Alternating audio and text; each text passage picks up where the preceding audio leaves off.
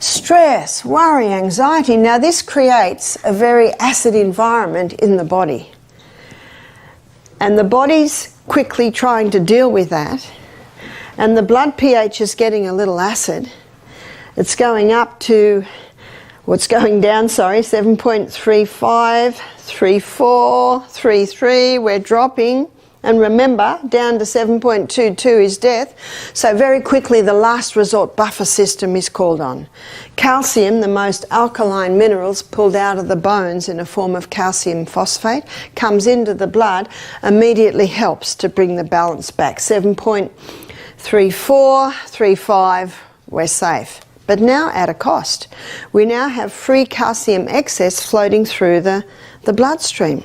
What's the body going to do with that? It'll dump it on the bones as a spur. It'll dump it in the kidneys, kidney stones, gallbladder, gallstones, even maybe a little bit of a build-up on the eyes. What's that called? Your cataracts. They're all illustrations of Newton's third law of motion. To every action, there's an equal and an opposite reaction. I read this statement in an old book that I'm about to quote to you, and I've put it in my book. This law never ceases to act as nature's equalizer, setting in motion compensatory forces to remedy every imbalance. Isn't that the true cause of disease? You now know, though, how to get rid of a bone spur, is that right? Castor oil. The good news is castor oil will never break down your bone, because remember Psalm 104 verse 14, that God gave herbs for the service of man. The castor oil comes in and says, where would you like me? What would you like me to do? Oh, the unnatural formations, that's what it'll break up, the bone spurs. So I say, well, fibroids and cysts and tumours, they're easy compared to the bone spur, and yet the castor oil can break up a bone spur.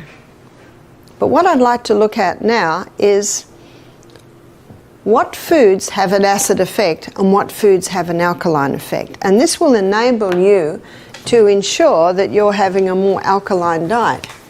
So we're going to have a look at alkaline foods and we're going to look at acid foods. And you might be surprised to see that the first alkaline food I'm putting up here is the humble lemon, and you might say, no, the lemon's acid. It is. And it's acid where it should be. There's only one part in the body that should be acid. You know where that is? Stomach. It must be acid. If someone says, I've got a very acid stomach, I say, praise God. Because if you don't have an acid stomach, you can't break your proteins down. How do you know it's acid? Well, it's sore. Well, you shouldn't feel it. I can't feel it. It means you haven't got a thick mucosa lining on the stomach. We're going to look at water tomorrow, and that's made up of water. Maybe it's because you're dehydrated. Remember, you've got to investigate. I gave a presentation last night to a group, and we had questions at the end. And one question was, what can I do for high blood pressure? And I said, well, I can't answer that in 30 seconds, but you can go to my YouTube lecture. What can we do for this? I said, well, all depends on why it's... What can I do for my sore finger? All depends on why the finger's sore. So you've got to investigate. So I actually referred them to lectures I have online where they can investigate. Everyone wants a quick fix. Sorry, there aren't any. The quickest fix I know would have to be your hot and cold. Your hot and cold treatments. You can get relief very quickly with your hot and cold water treatments. No, the lemon is acid where it should be. That's why you'll find that most of our salad dressings have lemon in them. But when it is broken down in the gut and the minerals are dispersed and absorbed into the blood and thus to the tissues, it has an alkaline effect, because the lemon is high in the alkaline minerals, which is sodium and potassium, calcium, magnesium and iron. These are the alkaline minerals, and the lemon is high in the alkaline minerals. Don't you love the lemon? Every home should have a lemon tree. And if you're in a unit, you can have a lemon tree in a pot on your veranda. Dark green leafy vegetables are also alkaline forming. Dark green leafy vegetables we should be eating every day. That's your kale, that's your parsley. That's your, what you call them, collard greens. Do you know, I've never seen collard greens in Australia. You can tell I'm in Alabama. They're a popular food here, but we do have spinach and silver beet, kale. We should be eating something from the dark green family of vegetables every single day. And if you don't, you really should have a dose of green barley or super greens. Also vegetables. Vegetables have an alkaline effect. But there is a question mark with vegetables. I'm putting a question mark here because for some people these have an alkaline effect and sometimes an acid effect. It's the tomato and bell pepper, or in Australia we call that capsicum. Also eggplant, and some countries call this aubergine.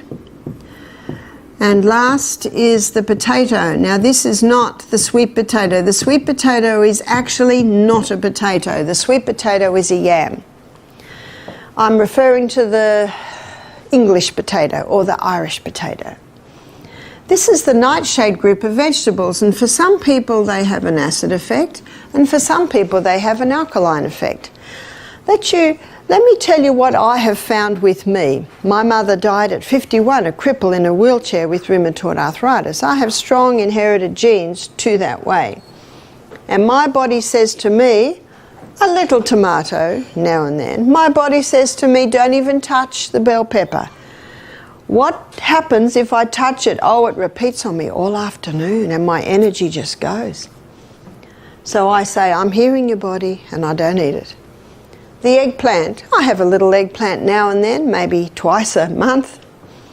Potato, my husband's an Irishman. Potatoes must be in every main meal, so I have it probably most days.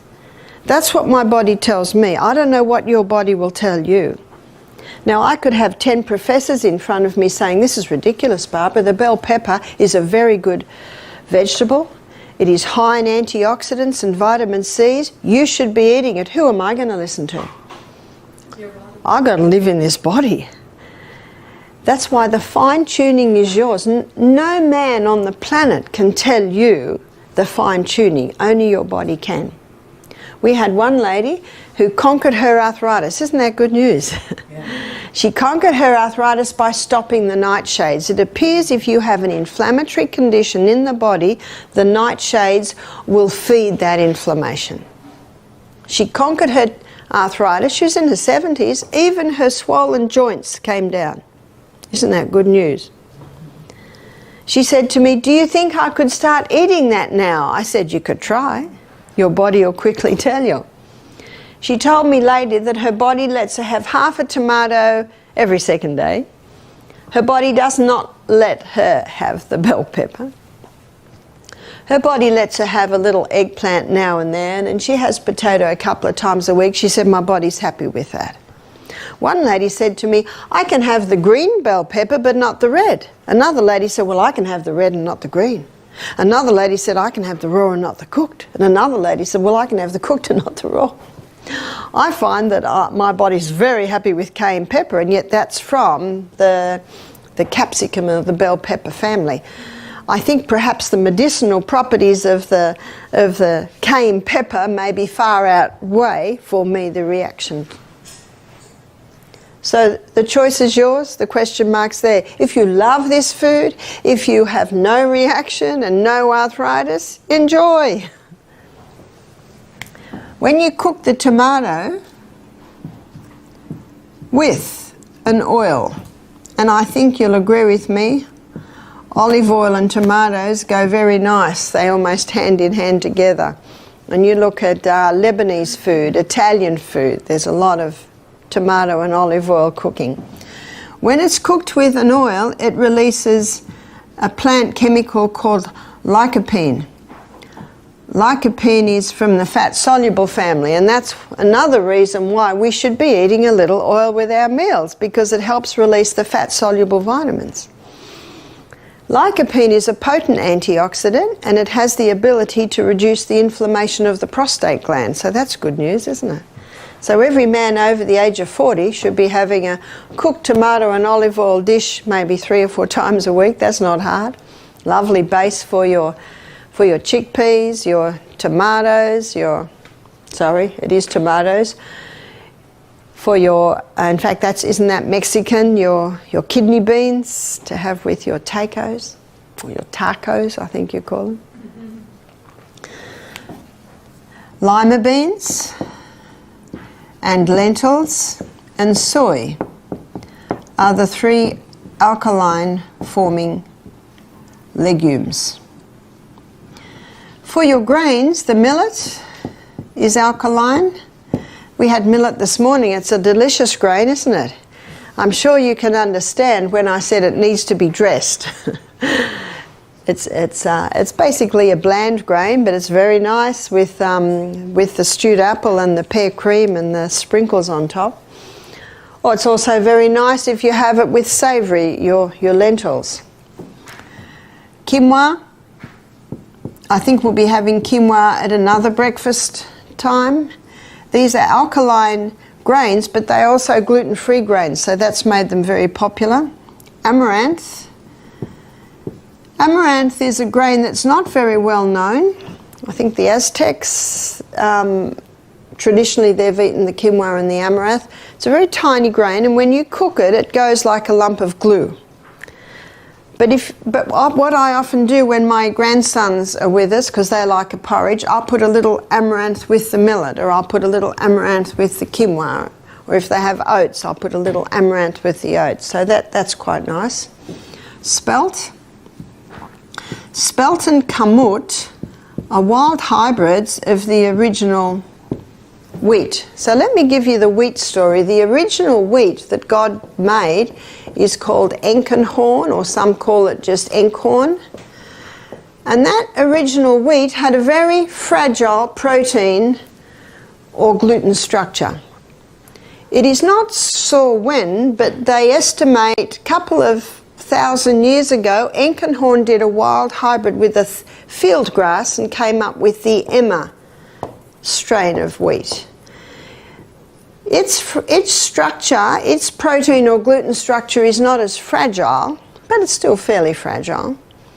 And in the 1950s, it was the Emma strain of wheat that was put through intensive crossbreeding, and it came up with the hybridized wheat that we know today. That hybridization of the wheat created an incredibly complex gluten or protein structure. Yesterday we looked at the starch that was changed, but today we're looking at how the hybridization process changed the gluten or the protein structure, and it's almost only a cast iron gut that can break down that very complex protein or gluten structure. That explains why so many people are gluten intolerant today. You look at the timeline. So it was the 1950s that the wheat was hybridized. It was the 1970s that it went worldwide. So by the 1990s, every pasta, every pizza, every biscuit, cake, cookie, donut, cereal, bread, it's all made out of the hybridized wheat. You see, the farmers love it, and I don't blame them for loving it because they get 6 times more grain per acre. Who wouldn't like that? They've got to pay their bills. But as I mentioned yesterday, it was zoomed through to help with the starvation crisis in the world, and safety studies were never done. This explains the gluten intolerance that we see today. The 2 most common symptoms of a gluten intolerance is brain fog and bloating. I meet so many people that have brain fog and bloating, and they almost think it's normal, or it can be blamed on age. Poor old age gets blamed for so many things, isn't that true? Now this Emma wheat, it also did a wild hybrid to come up with a field grass and came up with the spelt. So the spelt, it has retained the fairly fragile structure, and if that spelt meal is made into a sourdough bread, the culturing process in the sourdough bread breaks down that protein or gluten structure even more so that it now has the original structure of the Enkenhorn. If someone is celiac, they cannot have even the spelt. But if someone's gluten intolerant or gluten sensitive, they can usually handle the spelt, especially if it's made into a sourdough bread. One lady said, I don't like sourdough spelt bread. I said, well, you haven't tasted a good one. Please taste a few. Some are really good. So you have to investigate. I'm going to give you a website, and this is of a young man named Tristan. It's his family business, and he sells the most beautiful sourdough spelt, sourdough kamut bread. It's www.simpleneeds. And he ships all over. That's not right, that's needs. Sorry, and that's not right, it's a D. Simpleneeds.com. It is the most beautiful sourdough, spelt and kamut bread I have tasted. I think he has a rye, have a few different varieties. Some people order it on Friday, so when they get home on Monday, it's coming to their doorstep. It's already sliced, so it's very easy to put in the freezer and take a slice out now and then. So this explains what happened to the wheat. And if you'd like to pursue that a little bit more, you can get the book Wheat Belly. There's another book called Life Without Bread. Dr. Natasha Campbell McBride, she also talks about the effect of the wheat on the gut and thus the brain. So there are a few books that talk about it. So coming back to our alkaline forming foods, the two nuts are your almond and Brazil. And all your seeds have an alkaline effect. So what has an acid effect? Before we go there, there's one other, is fruit. Now I've got a question mark with fruit too. Why have I got a question mark? If someone has a yeast presence in their body and they're eating a lot of fruit, the sugar in the fruit will feed the yeast. And as the yeast feeds on the sugars in the fruit, it gives off acetic acid. It gives off lactic acid. It gives off uric acid. So it basically is feathering its nest. So when a person has a yeast presence and they're eating a lot of fruit, can you see that they are feeding the problem? And they're creating the environment of 5.5 where yeast loves to live. And alcohol is also given off. Alcohol breaks down in the body to acetaldehyde. And acetaldehyde is a neurotoxin. We don't want a neurotoxin. A neurotoxin is a brain killer. There are 5 places you can be exposed to acetaldehyde. Yes, if someone consumes alcohol. Yes, if someone has a yeast problem and they're having a lot of fruit, it will break down to this. Cigarette smoke, car fumes give off acetaldehyde. And the last one is vinegar. We don't use vinegar here, we use lemon. Lemon is far superior. Let's have a look at acid-forming foods now. These acid-forming foods are high in the acid-forming minerals, which is phosphorus, sulfur, and chlorine.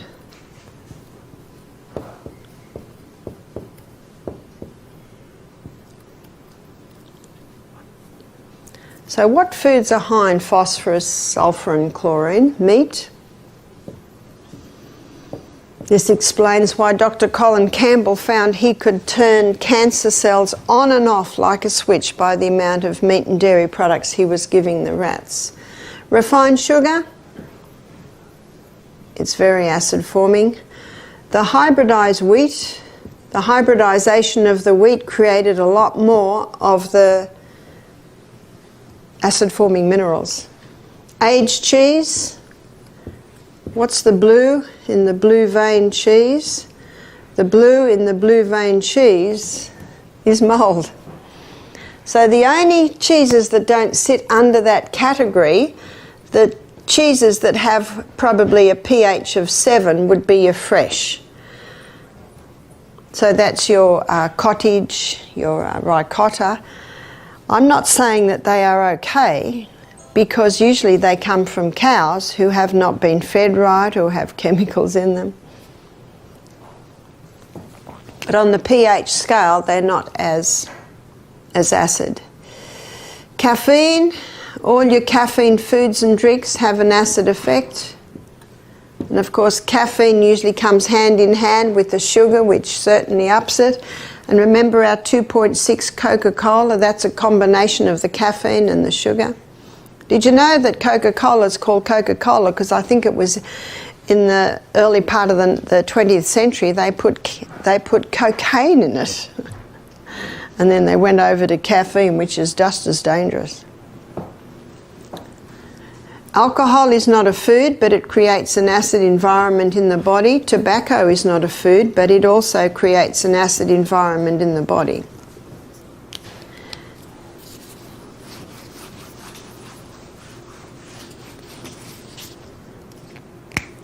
All your other grains, other than the grains that sit on the alkaline side, all your other legumes, other than the lima, lentil and soy, and all your other nuts, other than the almond and Brazil, have an acid effect. To maintain the 6.5 environment, we need to be consuming 20% acid-forming foods and 80%, 70 to 80% alkaline-forming foods. And I'm sure you're not surprised to hear me say that the 20% should come from this section here. Yes, oatmeal is here. Yes, rice is here. They're not bad grains. We need a little acid. Yes, your chickpeas are here, and your garbanzos, your chickpeas, your black-eyed beans, your kidney beans. They're not bad. Of course they're not bad. We need a little acid. It's when the whole meal is acid that tips the scales. How many Americans would be eating 90% acid, 10% alkaline? Is that true? No wonder cancer and heart disease are neck to neck for the #1 killers in the world today. Far more people die from alcohol-related diseases. Far more people die from tobacco-related diseases, and yet they're not banning tobacco or alcohol, are they? That's why the deaths to COVID fade into insignificance against all of these. That's why God gave us a sound mind to assess these things. Are you familiar with the hydrangea plant? The hydrangea plant's a beautiful big bush, and it has big flowers, about this big, and each flower is made up of actually a whole lot of tiny little flowers. And sometimes you'll see a hydrangea plant with blue flowers, sometimes purple flowers, sometimes hot pink flowers, sometimes pale pink flowers. They're not different types of hydrangea plant. The gardener plays with the pH of the soil, because different pHs create different coloured flowers. There's a massage house in the town near us. Well, it's an hour away. We're from an hour from a town. And it's an old house that's been painted purple. And out the front they've got big hydrangea plants. And the purple is the same colour as the paint that painted the house. I'm wondering how long it took them to play with the pH of the soil just to get the right colour. Just as the gardener plays with the pH of the soil to get the right colour flower, you can play with the pH of your soil, cell, to create different health and sicknesses conditions in the body. One of the easiest ways to do it is eat more vegetables, eat more greens. Start pursuing the other grains. And little by little, without your family even realizing it, you can begin to create an alkaline environment in your family. When you go home, remember that everyone's going to be a little bit afraid of you because you've just been to a health retreat for a week, and they're going to think that you're going to knock them over the head with health. You know, the best thing to do is to say very little and just create the most beautiful food. And then when they say to you, all right, what have you done? You can say, I'm so glad you asked. Then you can speak. So you can see also with the blue zone, these people that live the long knife, they're eating a lot of fresh foods. If you cook the food, does it come acid? No. Whether it's cooked or whether it's raw, it doesn't change the mineral content of the food. The only time you will lose your minerals is if you cook your vegetables in water and throw the vegetable water away. Every evening we're giving you a broth and you're drinking all that vegetable water. It's very high in minerals. We're going to have a break now. When we come back from the break, we're going to look at fantastic fats.